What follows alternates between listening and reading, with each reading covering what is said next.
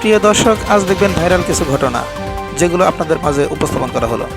ইসলাম আমাদের রাষ্ট্রীয় ধর্ম না, ইসলাম আমাদের রাষ্ট্রীয় ধর্ম না। এই বিসমিল্লাহির রহমানির রহিম সংবিধানে থাকতে পারে না। তাহলে আপনার সংবিধানে কি থাকবে? কি আছে আপনার সংবিধানে, এটি শুনি। মুজিবুর রহমান সংবিধানে ইসলাম ধর্মকে বা কোনো ধর্মকে রাষ্ট্রীয় ধর্ম হিসেবে বলেন নাই। তিনি বলেছেন বাংলাদেশ হবে অসাম্প্রদায়িক ধর্মনিরপেক্ষ বাংলাদেশ।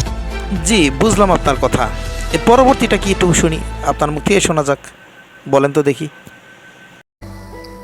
তাকে বলেছি ৭২-এর সংবিধান জাতির পিতা বঙ্গবন্ধু শেখ মুজিবুর রহমানের রক্ত দিয়ে রাখা সংবিধানে ফিরে যেতেই হবে, কেউ দামা রাখতে পারবে না।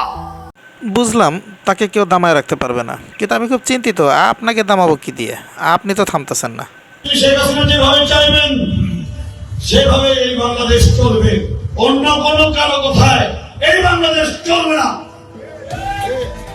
ঠিক বলেছেন, আপনারাই মানুষ আর আমরা হলাম এ দেশের দঞ্চা। এখন আপনি কি আরো কিছু বলবেন নাকি এই পর্যন্ত সমাপ্তি দিবেন? আপনার বহুত হয়েছে, একটু থামবেন না কি করবেন? ডাক্তার মুরাদ কথা বলবে, ডাক্তার মুরাদ কথা বলবে, জাতির পিতার পক্ষে কথা বলবে, জাতির পিতার রক্ত আদর্শের উত্তরসূরি এই প্রজাতন্ত্রের মাননীয় প্রধানমন্ত্রী বঙ্গবন্ধু কন্যা শেখ হাসিনার পক্ষে ডাক্তার মুরাদ কথা বলবে। বলছিলাম যে পাগলাগারদের, ওই যে পাবনা হেমায়েতপুরে পাগলাগারদের একটা যদি সিট টিট পাওয়া যেত তাহলে হয়তো বা এটা গতি করা যেত। আয়না ঘরে রাখা যাবে না, কারণ ওখানে কন্যার জন্য রাখা হয়েছে ওই জায়গাটা।